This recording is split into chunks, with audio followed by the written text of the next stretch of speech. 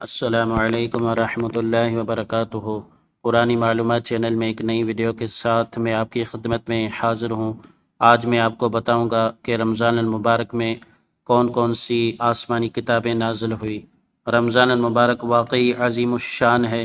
اس کی شان و عظمت اور برکت و رفعت کا اندازہ اس بات سے لگائیے کہ اللہ پاک نے انسان کی ہدایت و رہنمائی کے لیے انسان کو جنت کا راستہ بتانے کے لیے جو 4 بڑی آسمانی کتابیں نازل فرمائی ہیں، جیسے تورات، زبور شریف، انجیل شریف اور قرآن حکیم شریف۔ اللہ پاک نے یہ چاروں کتابیں نازل کرنے کے لیے اللہ پاک نے جس مہینے کا انتخاب کیا وہ ماہ رمضان المبارک شریف کا مہینہ ہے۔ اس مہینے میں اللہ پاک نے یہ چاروں کتابیں نازل فرمائی۔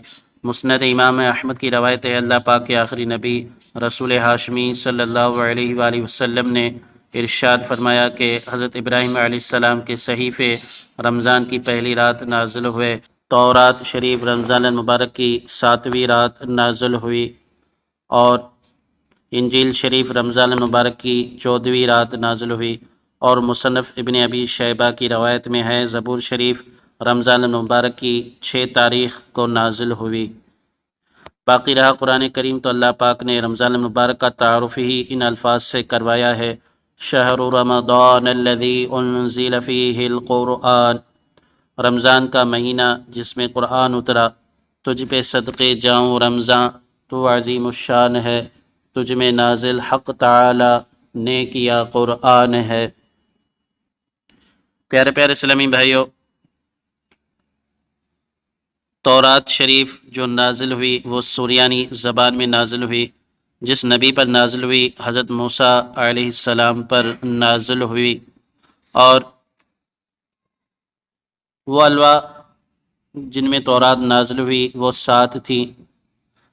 زبور شریف حضرت داؤد علیہ السلام پر نازل ہوئی، زبور شریف عبرانی زبان میں نازل ہوئی۔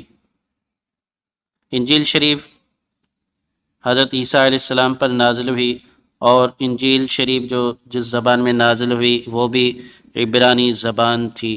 باقی رہا قرآن کریم تو وہ ہمارے آقا و مولا حضرت محمد مصطفیٰ صلی اللہ علیہ وآلہ وسلم پر عربی زبان میں نازل ہوا۔ قرآن کریم میں 114 سورتیں، 540 رکوع ہیں، 7 منزلیں ہیں۔